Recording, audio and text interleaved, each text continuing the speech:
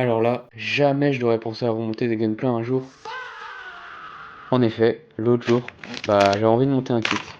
Et c'est là qu'en fouillant dans mes maquettes, j'ai retrouvé ce kit du Gundam Schwarzette que j'avais acheté il y a longtemps à l'occasion de la série The Witch for Mercury. Et comme je commençais à avoir l'habitude de construire des blockies, j'avais oublié le plaisir que c'était de monter du gameplay. Au passage, tu peux liker et t'abonner. Je fais des reviews et des montages de kits. Donc pour résumer un peu son histoire, le Gundam Schwarzette, c'est clairement le robot le plus tragique de The Witch for Mercury. Faut savoir qu'à l'origine, c'est un prototype secret de l'entreprise Jeux Turc. Mais en fait, pour le terminer, il s'allie en secret avec Prospera, qui elle intègre la technologie interdite du format GUND, GUND. Le monstre est né, équipé d'une arme légendaire, donc la Guardian, une épée géante qui peut se séparer en drone téléguidé. Mais l'histoire va tourner au drame.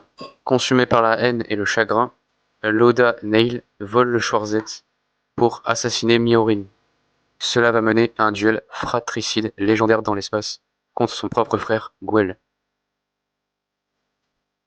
Mais sauvé de justesse de la mort, le Schwarzette finit par se racheter. Suletta en prend le contrôle à distance pour sauver le monde, avant que le Gundam ne se désintègre définitivement en poussière d'étoiles. Pour ma part, j'adore le chara-design du robot, surtout avec son épée qui peut servir de funelle. Franchement, le concept est incroyable. Et pour aller un peu plus loin, j'ai décidé de faire un no-paint amélioré.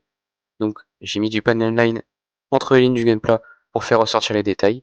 Et j'ai mis des water decals. Donc en fait, si vous voulez, c'est des stickers, mais qu'on met avec de l'eau.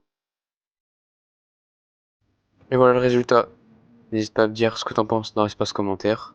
Et si tu as des gameplays à me conseiller, je suis preneur aussi. Salut!